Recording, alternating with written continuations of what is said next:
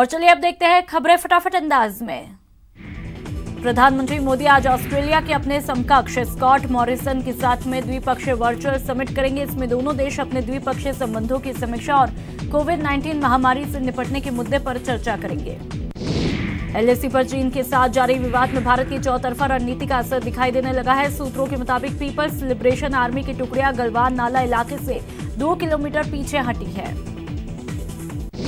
Reports के मुताबिक PLA के सैनिकों ने हाल में कोई बड़ी गतिविधि नहीं की और न ही चीन के सैनिकों ने अपना उग्र व्यवहार दिखाया।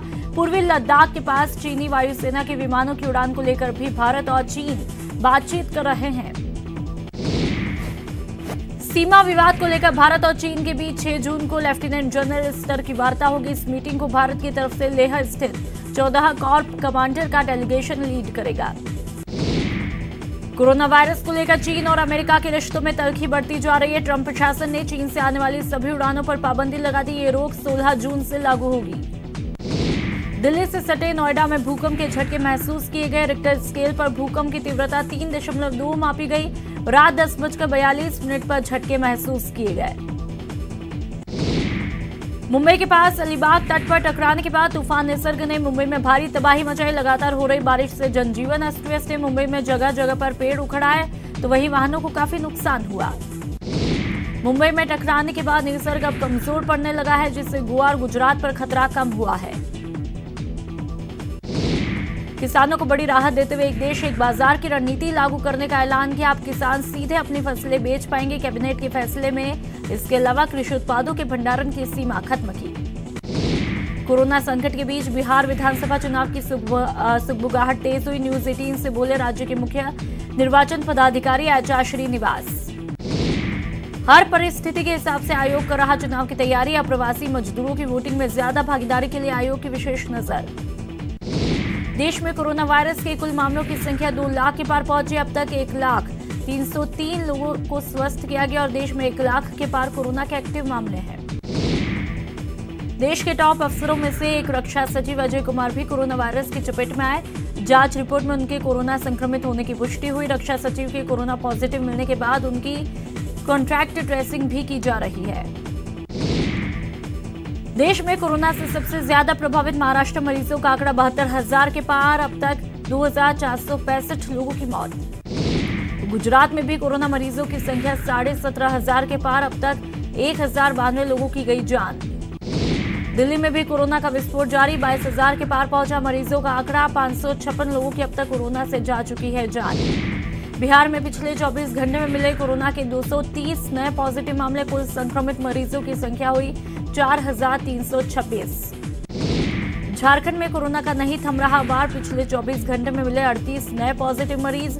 राज्य में कोरोना मरीजों की संख्या हुई 764। राजस्थान में कोरोना मरीजों की संख्या 9,652 हुई। वहीं अब तक 209 लोगों की मौत हुई। प्रदेश में अब कोरोना कंट्रोल में आ रहा है, जिसके 3 पॉजिटिव संकेत मिले। पहला, राज्य में रिकवरी रेट का बढ़ना। दूसरा, प्रदेश में एक्टिव मामलों की संख्या 2700 के नीचे रहना। तीसरा, राज्य में मृत्यु दर अब तक की सबसे न्यूनतम 2.17 का होना। अलवर में कोरोना को लेकर बुधवार सुबह आई रिपोर्ट में 13 लोगों की कोरोना पॉजिटिव आई, जिससे प्रशासन में हड़कंप मचा। वहीं वार्ड 48 इंदिरा कॉलोनी में एक व्यक्ति के पॉजिटिव आने के बाद मेडिकल टीम मौके पर पहुंची और लोगों को होम आइसोलेशन की सलाह दी। भरतपुर डी के गांव खोरी में एक की कोरोना की जांच रिपोर्ट पॉजिटिव आई, जिसके बाद उसके संपर्क में आने वाले लोगों को भरतपुर आरबीएम हॉस्पिटल भेजा गया। डूंगरपुर में कोरोना पॉजिटिव का आंकड़ा बढ़ता जा रहा है। यहां पर 2 नए कोरोना पॉजिटिव मिले। कोरोना संक्रमितों का आंकड़ा अब 372 तक पहुंचा। चूरू में एक ही दिन में 14 लोगों की रिपोर्ट कोरोना पॉजिटिव पाई गई। बिदासर में 7, तारानगर में 5, रतनगढ़ में 1 और सरदार शहर में 1 की रिपोर्ट पॉजिटिव मिली। करौली में बुधवार को एक साथ 2 कोरोना पॉजिटिव मिलने से चिकित्सा पुलिस प्रशासन में खलबली मची। 2 नए कोरोना संक्रमित मिलने के बाद करौली जिले में अब कोरोना संक्रमितों की संख्या 19 पहुंची। सवाई माधोपुर जिले में एक बार फिर से 2 कोरोना पॉजिटिव रोगी मिले। जिले में अब कोरोना संक्रमित रोगियों की कुल संख्या 22 हुई। कोरोना के खिलाफ जंग में बांसवाड़ा जिले ने सफलता प्राप्त की। जिले में अब कई रोगी कोरोना पॉजिटिव रोगी नहीं है। सतर्कता की दृष्टि से अन्य राज्यों से आने वाले लोगों की स्क्रीनिंग कर उन्हें क्वारंटीन किया जा रहा है। कोटा में कोरोना पॉजिटिव मरीजों का आंकड़ा 500 तक पहुंचा। एक ही दिन में 10 मरीजों की रिपोर्ट पॉजिटिव आने से हड़कंप मचा। कोटा में कोविड-19 के बढ़ते संक्रमण को रोकने के लिए 4 थाना क्षेत्रों में लगे इलाकों में कर्फ्यू की अवधि बढ़ाई, जिसके तहत अब 17 जून तक कर्फ्यू रहेगा। उदयपुर के मावली में कोरोना को लेकर कुल 55 लोगों की कोरोना संक्रमण की जांच, इन सभी लोगों की जांच 2 दिन में रिपोर्ट आएगी। उदयपुर में एमबी हॉस्पिटल की लैब में कोरोना के लिए 86 सैंपल की जांच रिपोर्ट आई, सभी की रिपोर्ट नेगेटिव होने से चिकित्सा विभाग ने राहत की सांस ली। जोधपुर शहर में आज दोपहर तक कोई कोरोना पॉजिटिव सामने नहीं दिखा, मगर एक महिला की सुबह महात्मा गांधी अस्पताल में मौत हुई। कोटा में कोरोना के बढ़ते आंकड़ों के साथ मरीजों के रिकवर होकर घर लौटने वालों का सिलसिला जारी है। यहां पर एक साथ 10 मरीजों को रिकवर होने पर डिस्चार्ज किया गया। पर्यटन मंत्री विश्वेंद्र सिंह ने कोरोना वायरस की जांच रिपोर्ट पर सवाल उठाया, जिस पर पूर्व चिकित्सा मंत्री कालीचरण सराफ ने कहा, 2 मेडिकल कॉलेजों में अलग अलग रिपोर्ट आने पर कौन दोषी, इसकी जांच हो। अजमेर में आज 17 दिनों बाद रोडवेज की बसों का पहिया घूमना शुरू हुआ। कोरोना संकट के चलते बंद हुई परिवहन सेवा को फिलहाल आंशिक रूप से शुरू किया गया। धौलपुर के लिए भी रोडवेज बस सेवा शुरू की गई, लेकिन धौलपुर की तरफ से यात्रियों का रुझान नहीं होने की वजह से कोई भी यात्री धौलपुर जाने के लिए रोडवेज बस स्टैंड पर नहीं पहुंचा।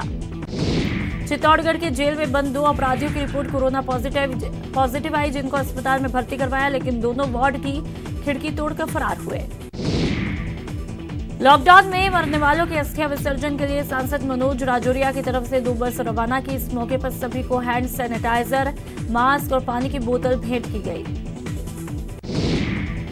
चित्तौड़गढ़ में लॉकडाउन में दिवंगत हुए लोगों के अस्थि विसर्जन के लिए प्रशासनिक स्तर पर रोडवेज बस हरिद्वार के लिए रवाना हुई। कोरोना वायरस महामारी के दौरान सूने हो चुके रोडवेज स्टेशन पर रौनक लौट आई। सरकार के आदेश के बाद जोधपुर से 17 रूट पर गाड़ियों के संचालन की अनुमति मिली। डूंगरपुर में भी लंबे समय से थमे हुए रोडवेज के चक्कों ने एक बार फिर दौड़ना शुरू किया। डूंगरपुर में फिलहाल उदयपुर और बांसवाड़ा 2 रूटों पर बसों का संचालन किया गया। सीएमडी से मिली हरी झंडी के बाद बसों को रवाना किया। मुसाफिरों ने भी रोडवेज बसों का संचालन शुरू होने पर राहत की सांस ली। जोधपुर से भी रोडवेज की बसों का संचालन शुरू हुआ। जोधपुर के केंद्रीय बस स्टैंड से आज कोरोना प्रोटोकॉल के तहत बसों का संचालन किया गया। भरतपुर डी के Kishanlal Joshi senior secondary school में मेडिकल टीम ने कोरोना जांच के लिए रैंडम सैंपलिंग की। बीसीएमओ डी के निर्देश पर कोरोना जांच के 69 लोगों के रजिस्ट्रेशन करके सैंपल ये बताते कि अभी 3 दिन पहले डी क्षेत्र के जनोथा से 97 लोगों के सैंपल जांच के लिए भरतपुर भेजे। संक्रमण से सुरक्षा के लिए उदयपुर के भटेवर में एक प्रवासी दंपति ने 3 बेटियों के साथ अपने को खेत पर बने बाड़े में खुद को क्वारंटीन किया। जयपुर के परकोटी इलाके में बाजार खुल गए। बाजार खुलने के साथ ही लोगों की आवाजाही भी बढ़ चुकी है, लेकिन कोरोना संक्रमण को लेकर अब पुलिस प्रशासन मुस्तैद है। अजमेर किशनगढ़ में कोरोना गाइडलाइन उल्लंघन का मामला सामने आया, जहां पर पॉवरलूम एसोसिएशन की बैठक में एक साथ कई व्यापारी जुटे और बिना सोशल डिस्टेंसिंग की बैठक की। भीलवाड़ा के महात्मा गांधी अस्पताल में नर्सिंगकर्मी कोरोना संक्रमितों का मनोबल बढ़ रहा है। नर्सिंगकर्मी मरीजों के साथ में भजन गाकर सत्संग कर रहे हैं। राजस्थान आवासन मंडल ने राजस्थान प्रदेश के पहले ऑटोमेटिक सैनिटाइजेशन स्टेशन लगाने की शुरुआत की है। अनलॉक 1 की शुरुआत के बाद जयपुर डेयरी ने भी अब फिर से शहर में दोनों समय दूध छाछ सप्लाई का निर्माण शुरू कर दिया। सवाई माधोपुर में बिहार के 28 मजदूरों को सावित्री देवी छात्रावास में रखकर भोजन पानी की व्यवस्था की और उन्हें आश्वस्त किया कि स्पेशल ट्रेन से उन्हें बिहार भेजा जाएगा। बाड़मेर के मगरा में पथमेड़ा पशु गौ चिकित्सालय में गौशाला के सचिव आलोक अग्रवाल ने गायों को गर्मी से निजात दिलाने के लिए एक साथ 12 एयर कूलर लगाए। दौसा में पुलिस सेवा में ड्यूटी के दौरान दिवंगत हुए पुलिसकर्मियों के परिवारों को सहायता राशि के चेक वितरित किए गए। दौसा एसपी प्रहलाद सिंह की पहल पर सभी अधिकारियों और कर्मचारियों ने दिवंगत पुलिसकर्मियों के लिए 1 दिन का वेतन दिया और उसे वेतन के माध्यम से जमा हुई सहायता राशि को दिवंगत पुलिसकर्मियों के आश्रितों को बांटा। अजमेर के टीबी हॉस्पिटल में दानदाताओं ने 1 वाटर कूलर भेंट किया, जिससे अस्पताल आने वाले मरीजों और परिजनों समेत अस्पताल स्टाफ को ठंडा पानी मिलेगा। अजमेर बीजेपी ओबीसी मोर्चा की तरफ से मनरेगा में काम कर रहे श्रमिकों को कोरोना से बचने के लिए सुरक्षा किट भेंट किया गया। बीकानेर की खाजूवाला पुलिस ने आज सामाजिक सरोकार निभाते हुए एक बेसहारा दिव्यांग को हरप्रभ आश्रम पदमपुर को सौंपा। राजस्थान हाईकोर्ट जोधपुर के अधिवक्ताओं की तरफ से निःशुल्क मास्क फल वितरण किए गए। कोटा में पहली बार परकोटा क्षेत्र में सराहनीय कार्य करते हुए बिजली विभाग के कर्मचारियों और अधिकारियों का स्वागत किया गया। सवाई माधोपुर में खिदमतगार ग्रुप पैसे ड्राइवर एवं कंडक्टरों के लिए मसीहा बना, जिसके तहत ग्रुप ने ड्राइवर एवं कंडक्टरों को खाद्य सामग्री के किट निःशुल्क रूप से वितरित किए। करौली के हिंडौन में एयू बैंक ने जरूरतमंदों को mask, sanitiser, ration kit, sanitiser dispenser एवं पीपीई किट वितरित किए। श्री गंगानगर में बीजेपी नेता राजेंद्र राठौड़ सीआई बिश्नोई को श्रद्धांजलि देने पहुंचे। इस दौरान राठौड़ ने शोक संतप्त परिजनों को सांत्वना दी। दौसा के सिकराय विधानसभा क्षेत्र में महिला और बाल विकास मंत्री ममता भूपेश ने कई पंचायतों का दौरा किया और जरूरतमंदों को पोषाहार का गेहूं और चावल वितरित किए।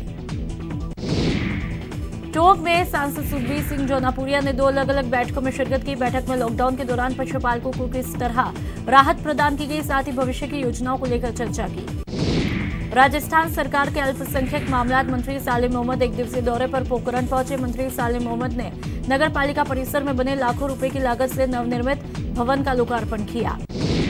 भरतपुर से बीजेपी विधायक अनीता सिंह गुर्जर ने प्रशासन को कोरोना से लड़ने में पूरी तरह से विफल बताया। पूर्व विधायक का कहना है कस्बे के कुछ वार्ड में लगे कर्फ्यू का प्रशासन पालना करवाने में विफल है। झुंझुनू के खेतड़ी नगर में शराब ठेके पर दिन दहाड़े फायरिंग करने वाले 2 आरोपियों को पुलिस ने 12 घंटे में गिरफ्तार किया। राजधानी जयपुर के राजा पार्क में एक व्यापारी से सम्मोहित कर लूट की वारदात सामने आई। घटना अंबे टॉय शॉप की है। दुकान पर खाना मांगने एक युवक आया और उसने व्यापारी को सम्मोहित करके वारदात को अंजाम दिया। झुंझुनू के मंडावा में युवक के अपहरण का मामला सामने आया। पुलिस ने 4 आरोपियों को गिरफ्तार किया और पीड़ित युवक को अस्पताल में भर्ती कराया। झुंझुनू के जाखल गांव का रहने वाला सीआईएसएफ के जवान कुलदीप मीणा का निधन हुआ। जानकारी के मुताबिक कुलदीप रांची झारखंड में ड्यूटी पर तैनात था। कोटा के उद्योग नगर थाना पुलिस ने बड़ी कार्रवाई करते हुए 3 बदमाशों को गिरफ्तार किया। तीनों के कब्जे से 1 पिस्टल और 3 जिंदा कारतूस बरामद किए। अलवर पुलिस ने बाइक चोर गैंग के 2 बदमाशों को गिरफ्तार किया। पुलिस ने उनके कब्जे से 1 बाइक और स्कूटी भी बरामद की।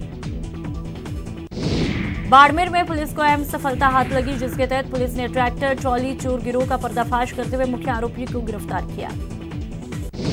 अजमेर के ब्यावर सदर थाना पुलिस ने 2 मोटरसाइकिल पर सवार 4 तस्करों को गिरफ्तार किया। उनके पास से 869 ग्राम अफीम बरामद की। कोटा में भाई और भाभी ने मिलकर लकड़ी से छोटे भाई पर जानलेवा हमला किया, जिसके बाद घायल को अस्पताल में भर्ती करवाया। पुलिस मामले की जांच में जुटी है। अजमेर में बाहर से आए 3 लोगों को होम क्वारंटीन किया। साथ ही आदेश की पालना नहीं करने पर एसडीएम ने तीनों पर 1-1 हजार रुपए का जुर्माना लगाया। कोटा के खतौला में पति से झगड़े के बाद पत्नी ने जहर खाया, जिसके बाद महिला को अस्पताल में भर्ती करवाया। पुलिस मामले की जांच में जुटी है। और यहां पर रुकेंगे एक छोटे से ब्रेक के लिए। ब्रेक के बाद आपका स्वागत है और चलिए फटाफट खबरों को आगे बढ़ाते हैं। अलवर के शिवाजी पार्क थाना इलाके में दुकान की छत डालते समय छज्जा गिर गया, जिसमें 3 दुकानें दब गई। हादसे में एक श्रमिक भी घायल हुआ, जिसे तुरंत अस्पताल में भर्ती करवाया। अलवर के मुंडावर में सड़क पर कुत्ते को बचाने के प्रयास में बाइक अनियंत्रित होकर जा गिरी, जिससे बाइक सवार महिला की मौत हुई।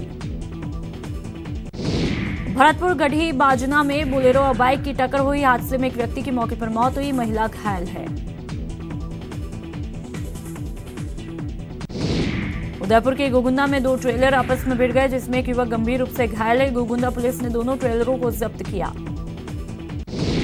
सिरोही के आबू रोड सदर थाना में कुएं में गिरने से चाचा भतीजे की मौत हुई। सूचना मिलते ही सदर थाना अधिकारी आनंद कुमार, तहसीलदार दिनेश आचार्य मौके पर पहुंचे।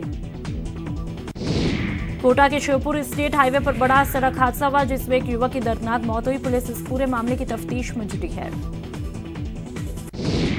चूरू में कार ने बाइक को टक्कर मारी, जिसमें 26 साल के युवक की मौके पर मौत हुई। हादसा रतनगढ़ के मेगा हाईवे पर हुआ। हाईकोर्ट ने डूंगरपुर रक्त बैंक के जनसंपर्क अधिकारी के निलंबन पर अंतरिम रोक लगाई। न्यायाधीश ने निलंबन के आदेश पर अंतरिम रोक लगाते हुए दोनों पक्षों से जवाब तलब किया।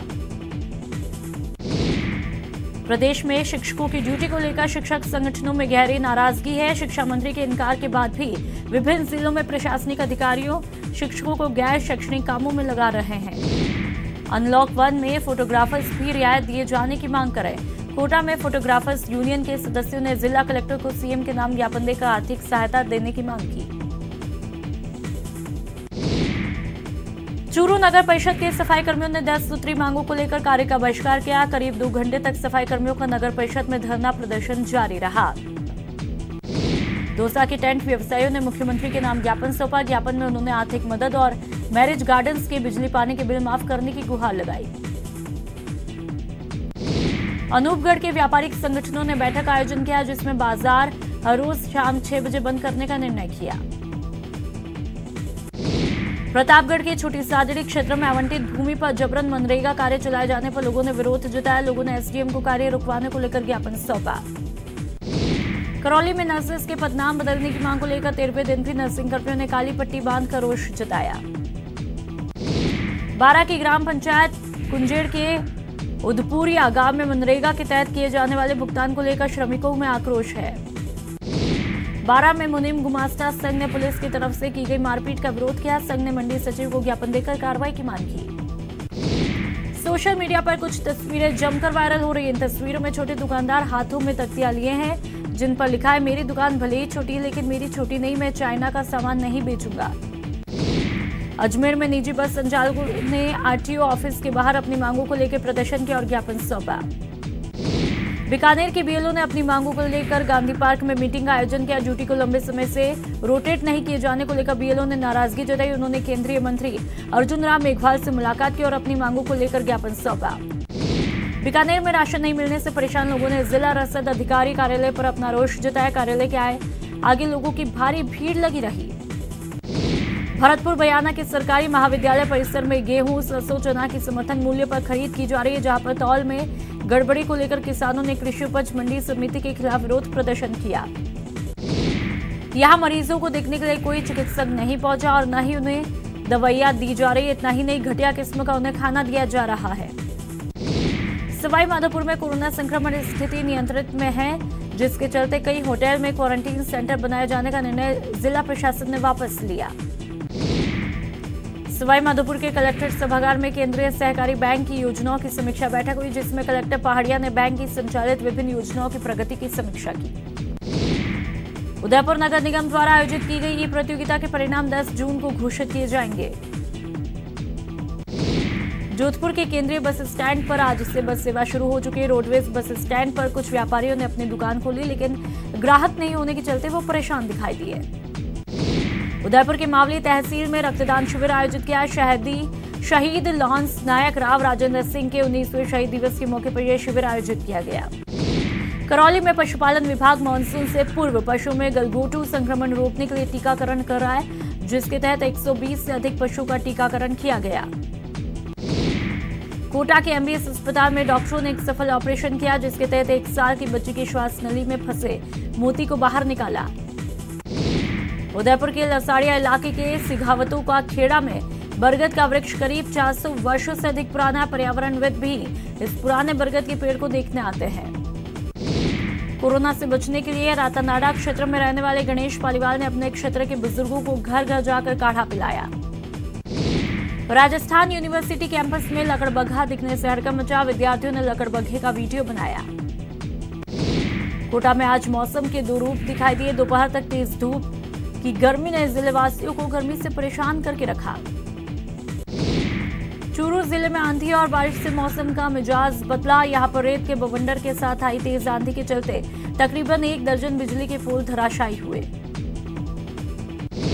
कोरोना संक्रमण के दौर में बाड़मेर में 3 दिन जबरदस्त आंधी के नाम रहे। रेतीले गुबार से शहर पूरा आगोश में आया, वही वाहन चालकों को काफी दिक्कतों का सामना करना पड़ा। चूरू समेत आसपास के क्षेत्रों में जोरदार बारिश के बाद किसान खेतों में खरीफ फसलों की बुआई में जुटे। अच्छी बारिश होने से किसानों के चेहरे खिल उठे। बरसाती खेती के तहत बाजरा, ग्वार, मूंग, मूठ आदि फसलों की बुआई की जा रही है। हालांकि ज्यादातर किसान अभी बाजरा और ग्वार की बिजाई कर रहे हैं। अच्छी बारिश होने से किसानों को यह फायदा हुआ कि वो एक साथ अपने खेत में पूरी फसलों की बुआई कर पाएंगे। सवाई माधोपुर के सामान्य अस्पताल के आईसीयू में तेज गर्मी के चलते मरीजों का हाल बेहाल है। देश भर के तटीय इलाकों में आए निसर्ग तूफान का असर प्रदेश के दक्षिणी इलाकों में दिखा। मौसम विभाग की तरफ से उदयपुर सहित आसपास के जिलों में बारिश की चेतावनी दी। निसर्ग तूफान को लेकर दक्षिणी राजस्थान के जिलों में बारिश का अलर्ट। ऐसे में उदयपुर अहमदाबाद हाईवे पर परसाद के पास जमकर बारिश हुई। और इस बुलेटिन में फिलहाल इतना ही। नमस्कार।